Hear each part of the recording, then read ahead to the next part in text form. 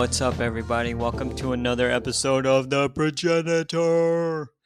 This is the podcast where we go over a director's entire filmography, talking about themes, scenes, pacing, and give a brief review all within 30 minutes. So let's get started because this one is a long one. This one, we go back in time, the Crusades, and this one we are not doing the theatrical cut. I'm guessing you guys all know what I'm going to be talking about. This is the Kingdom of Heaven, the director's cut, but not just any director's cut, it's the roadshow cut. Why am I talking about this one? Simple. It's got an intro, outro, and an intermission, just in case you need to use the bathroom. So, Ridley Scott, thank you for that, because a 3-hour movie definitely needed to take a break. MCU fans, this is the way to go. Ask MCU from now on, if they make a 3-hour film, put an intermission. That way, you can spruce yourself up, get re-energized, get a little more soda in those cups and a little more popcorn, and boom, right back in. Hey, if Broadway can do it, so can the movies. All right, let's get back into the movie. Kingdom of Heaven, the director's roadshow cut. This is one of my all-time favorites of any Ridley Scott film. It is in my top 101 films of all time, and there's a lot of reasons for this. But the primary reason is the themes and the story and just the characterizations are so poignant, so well done. Let's talk about the overall score. What a beautiful score. We're going to get into all that. I'll talk a little bit about the production in terms of this film shot in Morocco. Now, Ridley Scott has said in many interviews and in many commentaries that he loves shooting in Morocco. He's got a really good relationship. He shot Gladiator there. I believe he shot G.I. Jane there. He definitely shot Black Hawk Down. And I'm pretty sure he shot The Counselor and parts of All the Money in the World in Morocco. Now, he also shot a lot of the European scenes in Spain. They shot in Segovia, Avila, Palma del Rio, Seville's Casa de Pilatos, and Alcazar. So we'll leave it there. I'm not Spanish. I don't want to butcher any more names if I don't have to.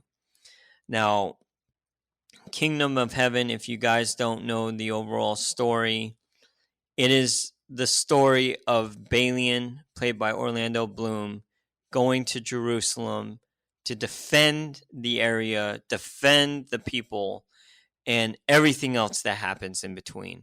He falls in love with Sibylla, King of Baldwin's sister, played by Eva Green, and he helps teach the people that live on his land how to irrigate, how to plant vegetation. And he just like builds up his area into this really thriving, open sort of fiefdom. I'm not sure if fiefdom is the word to use, but he's got a plot of land and he's built it, and he's built irrigation and vegetation is growing. So he's done a lot of good things.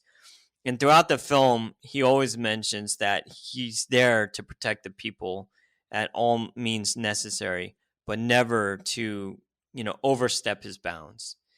And I think that's a very important thing. Now, let's talk about the cast and the crew. Of course, the crew is led by Ridley Scott as director and producer.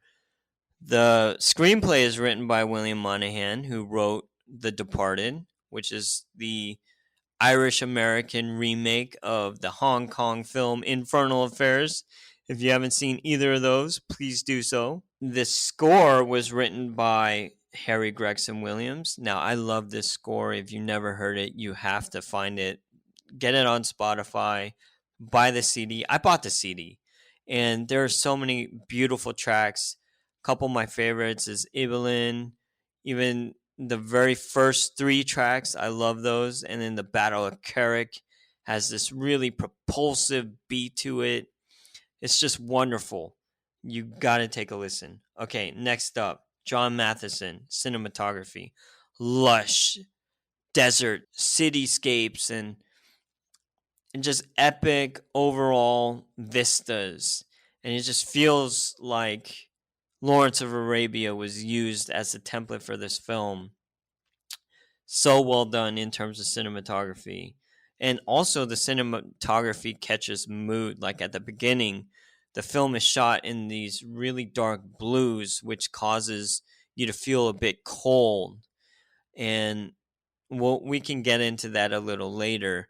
And then when you get to Jerusalem, there's warmness, more warmth, because that's where Balian, played by Orlando Bloom, he starts to discover himself and he starts to redeem himself. And we'll get into that a little more as well. Production design by Arthur Max. Arthur Max has been working with Ridley Scott for God knows how many films. I should have counted it, especially for the Ridley Scott collabs, but for sure with Gladiator.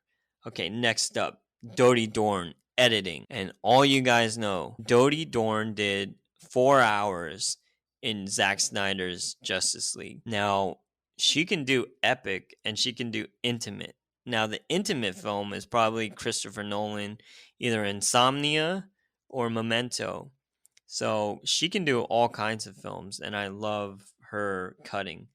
It's very, very kinetic. Now let's get into the cast. We got Orlando Bloom. You guys know him. Lord of the Rings, Troy, Pirates of the Caribbean. This is my favorite Orlando Bloom performance from all the films I've seen of his. And it's his most vulnerable, his most, where he doesn't take himself too seriously. You know, normally he always has a scowl on his face. He's got that strong jaw. But this one, you know, you feel his vulnerability, you feel his sadness. It would have been great with a different performer, maybe Christian Bale. Who knows? But Orlando Bloom, this is definitely one of my all-time favorites of his performances. And I guess Legolas would be like second, you know. But let's continue. We got the beautiful Eva Green. She played Vesper in Casino Royale. And there's another film I would recommend by Bernardo Bertolucci where she plays a sister with her brother trying to seduce an American played by Michael Pitt in, I think, Paris, France. I believe it's Paris, France, because they end up running through the Louvre, which technically you're not supposed to do. Anyways, Jeremy Irons, he has been in Lion King, Die Hard with a Vengeance. He played Alfred in Batman v Superman, Dawn of Justice. Then you have David Thewlis. He was in Wonder Woman. I know he's been in so many more, like Mike Lee's Naked. But I kind of want to go into Wonder Woman really quick because you have such a nuanced character actor, a really good performer. And then you cast him as Ares in Wonder Woman. Spoiler alert. And then you have him being everything but Ares. You know, you don't expect this guy to be Ares. And then at the last, it's a twist. And then he's Ares. And then you CGI a bunch of battle armor on him. What a stupid idea. Like, what I would recommend next time, read Brian Azzarello's Wonder Woman run. See what they did with Ares in that, because they kept Ares as an old, frail man, and they didn't make it all about action and CGI. They made it about a communication between him and Diana Prince. And that is what made that character so strong and so frightening all at the same time. So I recommend Brian Azzarello's New 52 Wonder Woman if they ever make another one. Now, Brendan Gleeson, he was in Braveheart, In Bruges, wonderful performer. Edward Norton, I wrote down Fight Club, but come on. 25th Hour, wonderful performance. American History X, wonderful performance. He also directed Motherless Brooklyn and Keeping the Faith, which he also performed in. Wonderful performances. He is one of the best of his generation. Next up, Liam Neeson, greatest of all time, Taken. I know. Nicolas Cage is the ultimate GOAT, but I would say Liam Neeson's a close second, wouldn't you? Like, he's in a lot of movies. Schindler's List. Come on, guys. Come on. Ra's al Ghul, Batman Begins. Let's continue. Ghassan Massoud and Alexander Siddig. So this is the all-around cast. Not everyone. There's a lot more. but these are the top, what would you say, characters in the film. Now, let's talk really quick about Ridley Scott Collabs. This is John Matheson's fourth film, and Dodie Dorn will have worked on 4 films, this one included.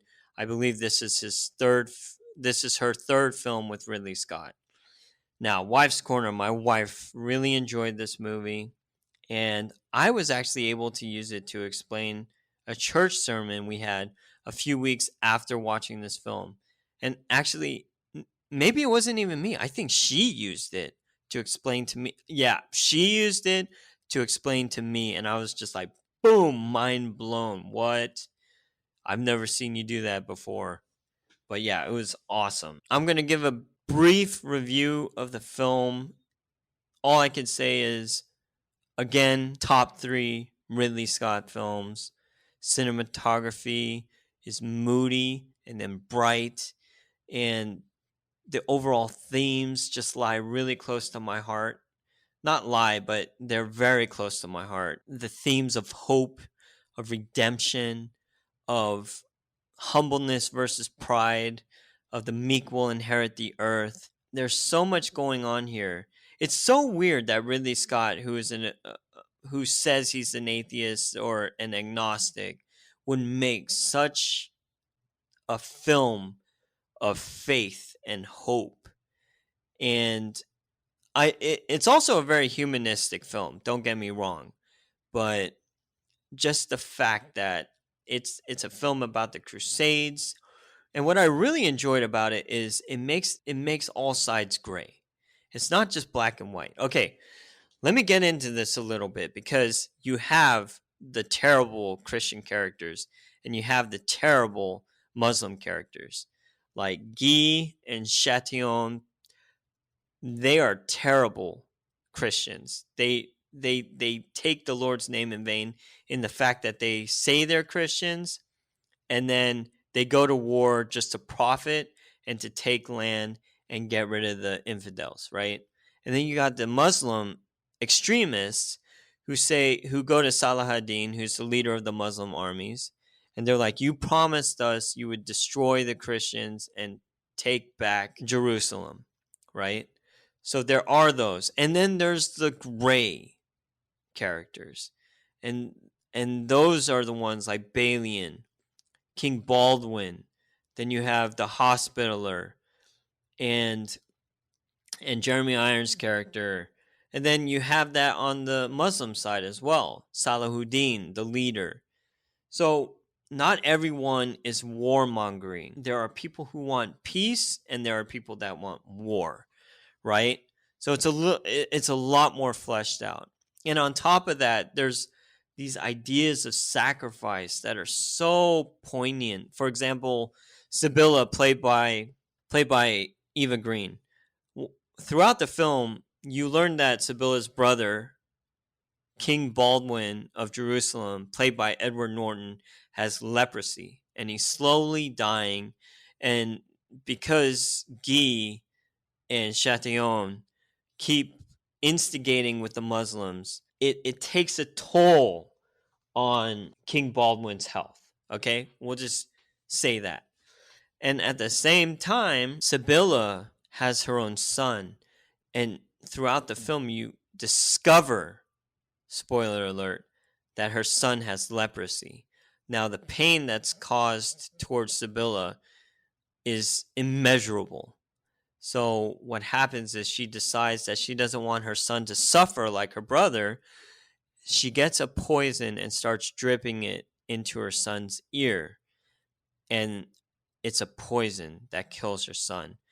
She does that so she doesn't want her son to suffer, but there's a selfishness in it as well, because she doesn't want to suffer watching her son suffer. So, there's these painful moments, but at the end, the redemption comes, because what happens is King Baldwin passes, and Sibylla, she has nothing left, she feels. So she wants to keep her power because that's all she knows. She's always had power. So she gives the kingdom to Guy, who who decides to take the entire Jerusalem army across the desert without water to fight the Muslims, and of course they lose, right? And so Salahuddin's army is now coming to Jerusalem, and Sibylla is scared. So she goes to Balian and is like, can you save us? Pretty much. And he's like, I will fight for Jerusalem. I will fight for the people. I will protect the people the best I can. And I will be with you as long as you step down. And throughout the film, the last third of the film, she slowly starts to humble herself. She becomes a nurse to help during the siege of Jerusalem. And she humbles herself, and she lets go of the anger and the grief and the trauma that she's been through, and she joins Balian as they leave Jerusalem, because pretty much at the end of the film, Balian fights back against the Muslim army, and they're able to hold off until Salahuddin is like, okay, let's have a truce. And Salahuddin says all the Christians may leave unharmed as long as they don't come back. So all the Christians can leave Jerusalem. So these are big themes, big ideas that I really, really enjoyed. I like the entire story. I love the score. Overall, the performances are amazing. Orlando Bloom leaves a little to be desired, but overall, the film is an amazing portrait of what might have happened during that time, and definitely what was going on when this film was shot. But yeah, let's go into some themes. Empower female characters. Ding, ding, ding. Like I said before, Sibylla is the sister of the king of Jerusalem, and she definitely uses those powers whenever she can. Next up, nature space is a hostile and uncontrollable environment. Ding, ding, ding. The whole Christian army finds out when they decide to traverse the desert and to attack the Muslims, and realize they didn't bring water, and they pretty much, what is that? They're dying of thirst, pretty much. Dehydrated, that's the word. Age does not mean a thing. Ding, ding, ding. Balian is probably one of the youngest fighters during this crusade and during this film, but he seems to be the wisest, and he's learned so much from the short time he has with his father. He learns so much from the grief that he feels from the suicide of his wife. If I didn't mention it, his wife at the beginning of the film commits suicide. But yeah, so he learns so much throughout this film. Yeah, this goes back to why I love the film. The only way to survive is to adapt. Ding, ding, ding. Yes, Balian adapts, and he learns, and he always is willing to listen. He doesn't just shut people out. And there's a quote the Muslims say about Balian, and it's, your quality will be known among your enemies before ever you meet them, my friend. So basically, people know his character before he has to fight, because people are talking about what he has done, right? So that means he did something really great. Well, at the beginning of his journey to Jerusalem, he meets a Muslim warrior, and Balian has the option of killing him or letting him go. Not the warrior, but yeah, pretty much the warrior. And Balian lets him go. And because of that, he earns that warrior's respect. Anyways, do not trust rich people. Okay, definitely, because Guy, Chatillon, and the extremist Christians, all they want is power. All they want is money. All they want is more land, more property. So do not trust rich people is tied with money is coveted, and distrust of authority. All those are combined with each other. Violence doesn't solve a thing. Ding, ding, ding. At the end of this film, there's a siege on Jerusalem. The violence is not the important thing because the Muslim armies are attacking and the Christian groups or whoever's in Jerusalem, it's not just Christians actually, it's Christians, Jewish, and Muslim. They're defending Jerusalem and they're able to defend up to a point where Balian is like, we have to defend ourselves until Salahuddin is willing to negotiate. And finally, Salahuddin decides to negotiate. So it's not because of the win of a battle, it's because of a negotiation, because both of these leaders do not want to see anyone else die. So I thought that was really important. Happy wife, happy life. Okay, Guy, you should have made your wife happy. You're an idiot. You traversed an entire desert. You got the whole Christian army slaughtered. Good job, sir. You idiot, right?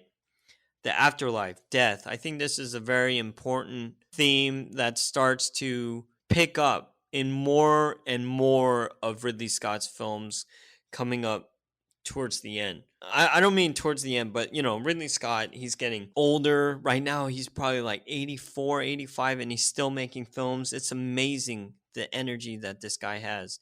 But at the same time, he's definitely looking more and more at mortality, his own mortality, his own themes of mortality and creation. He's going to start thinking more about creation. And this film definitely jumps into more ideas of faith. And so that's really important. Now there's another theme called Do Not Trust Robots and Androids, but like as you can tell, this is the Crusades. So there's no robots or androids. But we'll get to those soon enough. Now, normally I do shots. I don't really want to do that. I just want to explain some scenes that I really love. Number one, I love any scene between Balian and Godfrey, who's played by Liam Neeson. I love any scene by Balian and King Baldwin, who's played by Edward Norton. Now, what I love about these scenes are you have one great performance in Orlando Bloom. So you have, but it's the dialogue that's so well written, so well thought out. It's just amazing what they're really talking about and how deep it goes. Next up, Battle of Carrick. That scene is an incredible scene. There's about 8 Christian fighters or cavalry riding into the entire large-scale Muslim cavalry. And what the Christians are trying to do is give enough time for civilians to run into the castle of Châtillon. And they're just trying to bide time. But the way it's handled is the Christian cavalry is racing forward in a formation like the Flying V, if you've seen Mighty Ducks. And the Muslim cavalry is encircling them, coming forward and encircling them. And it just looks like they're about to get eaten up and dust is everywhere. It's just chaos, but it's so beautifully shot. You have to see it. Next up, freaking any scene with Salahuddin is amazing. The performance by that actor is stellar, one of the greats. I'm surprised there are no acting nominations in regards to some of these performances because the actor who plays Salahuddin is amazing. And let's see. Yeah, overall. And don't get me started with the score. I mean, I've brought that score up multiple times. But yeah, I love this film. There's so much more I could talk about. But within 15 to 30 minutes, what can you really say about a film within that? There's a bunch of podcasts that are over an hour and it's a dialogue between two people, but this is just me. And I've almost been going on for 30 minutes because I just love this film. And we haven't even talked about the themes of humbleness You know, through all the pain Balian has gone through, number one, he loses his wife through suicide. Number two, he loses his father, Godfrey, who was trying to take him to Jerusalem to fight for the people. Already, he starts out a blacksmith, and then at the end of the film, he becomes a knight, a warrior that protects the people of Jerusalem. And then you have this wise King Baldwin, played by Edward Norton, who knows the most important thing is not warmongering. It's finding this kingdom of heaven, finding your peace, finding your love, right? And protecting the people, right? So the King Baldwin, his thoughts are pretty much, we need to protect the people in Jerusalem because this is their heaven. So we need to give them that, that peace.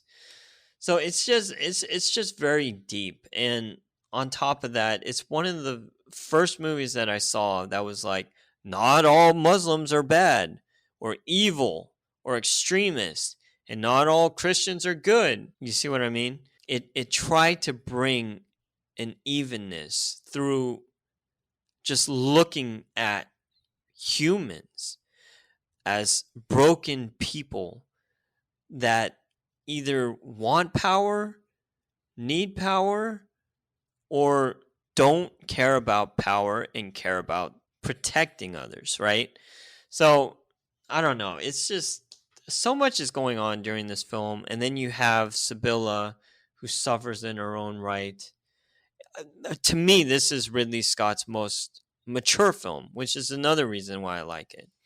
And it kind of leads back to Blade Runner, just the idea that, for example, Roy Batty, was he a bad person?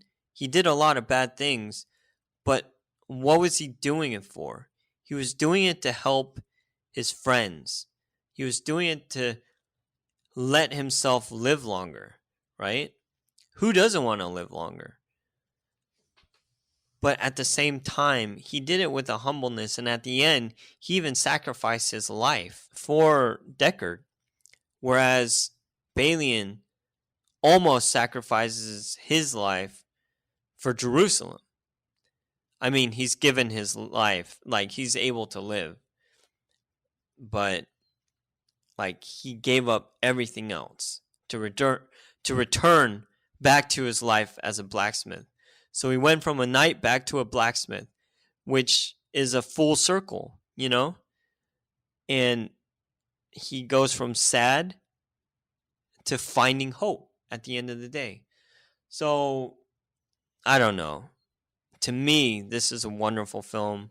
Everyone will have a different read on it, but I love it. And guess what? We have one more movie next up, and it's completely different. Like, Ridley Scott is going all over the place in terms of genre. The next film is actually a romantic comedy. Can you believe that Ridley Scott would do a romantic comedy? It is called A Good Year. It's starring Russell Crowe, Marion Cotillard, Albert Finney, Freddie Highmore. So find it wherever you can. I believe it's definitely on Apple for $14.99, and you can definitely get the Blu-ray. But I don't know if it's streaming anywhere. Check it out. It is, and we're going to talk about it next time. So thank you for tuning in. Talk to you guys later. Bye.